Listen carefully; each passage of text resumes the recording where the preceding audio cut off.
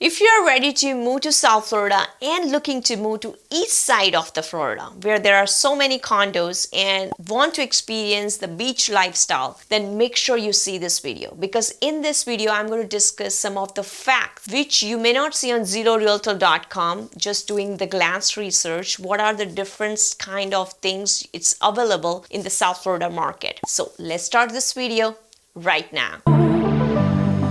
I don't know what I was thinking. Let it be more than drinking and going back to your place, never to see you again. That was simply delusion, followed up with confusion. That was just substitution for a lonely bed. So that's impressive. This is Komal Acharya. I'm a local real estate agent in Florida area. Welcome to my channel. Welcome back to my channel. Let's start this interesting video because this is a really unique video. I'm creating this because I get this question so often. When you are moving to South Florida, especially on a condo market, then so many factors you need to know about. The main important factor is learning about the co-ops, because condo and co-ops are completely different. When you glancely look on ZillowRealtor.com, it may not even say it is a co-op. So I decided to make this completely separate video discussing about what are the differences and why you need to know about those before you are buying here. If you saw couple of my videos on a Hollywood, Hollander area, because those are the main areas where you can get the beautiful condos on the east side and you can experience the Hollywood lifestyle. I'm not talking about the Hollywood, California, but Hollywood beach lifestyle you can experience here. It's amazing location to live, and there are so many condos in general, condos you will see on ZillowRealtor.com when you're looking to buy or going to just do the research here. So talking about this, I just listed actually one property recently that's in a Fort Lauderdale, and that's I'm getting the majority of the question of that because so many investors are interested for this particular property because it's a very low end number, plus the HOV is very low, so it looks very attractive when you see it. So this is the listing which I'm talking about, and look at the pictures. It's a very awesome property because we remodeled the kitchen. It's kind of ready to move in, plus it's on an intercoastal and walking distance to Fort Lauderdale. Why is it at this price? So let me tell you, it is a co-op. It is not a condo. So the investors who are inquiring to me directly, everybody has the same question like, okay, this condo, I need more information. And when I tell them it is a co-op, they get surprised. Oh, really? It is a co-op? I don't see on a Zillow. And that's true. ZillowRealtor.com doesn't pick up every single thing. So I always tell to my clients that websites are good for browsing, but you got to make sure with your professional you are getting the correct information. And that's what I thought to make this video, because the co-op, when I started educating to my the people who were inquiring about my listing, so people even didn't know what is a co-op. Even realtors sometimes doesn't know what is a co-op. And if you are looking in a South Florida market, you will see a co-ops a lot many times. And there is another one you will see a lot is a condo hotel. So for that I'll make another video, so make sure you guys subscribe and so you get all interesting content to watch on my channel. So talking about the condo and co-ops, the major differences: in a co-op your land is leased and you have a partnership in a whole building, not just that unit. In a condo you are just the owner of that particular unit.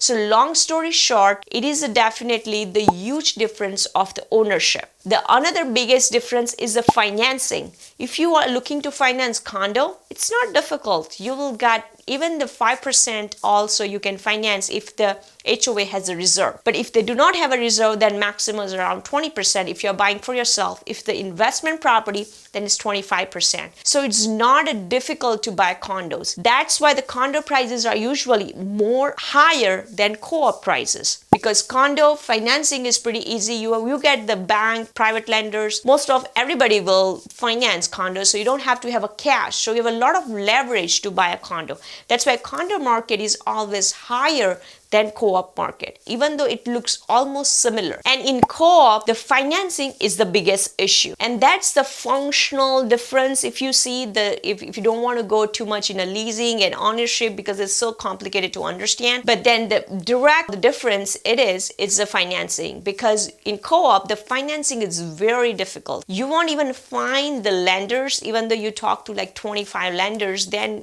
I personally do not have in my bucket the lender, because even though I work with so many people, because doing the financing on co-op, it's very, very difficult on lender side, and because of this ownership complications. Mostly co-op sold in a cash.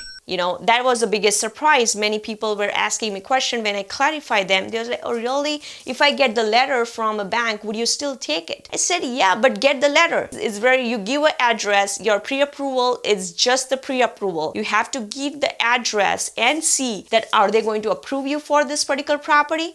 Then we talk about, because that's a very important piece. If you're buying a co-op, make sure you clarify with your lender before even you put an offer, because if you do not have the clarification with them, and it's kind of wasting a time on your side, wasting a money on your side, and at the same time the seller's time, because sometimes even agents are not also too much educated about the co-ops. Third difference I'll talk about is the HOA, homeowner associations. So normally in co-ops, associations prices are low, and other one like a condo, it's a little bit comparatively a little higher. The reason is mostly are the associations, they work very closely in a co-op. I feel the rules regulation wise co-ops are much better, because it's kind of the model in the back end is like they can take a decisions just as a association members. In a condo, the main decisions are it's like opinionated, because that's like they take the percentage off from the association members, and also they have a board members. So many different levels in a condo association is.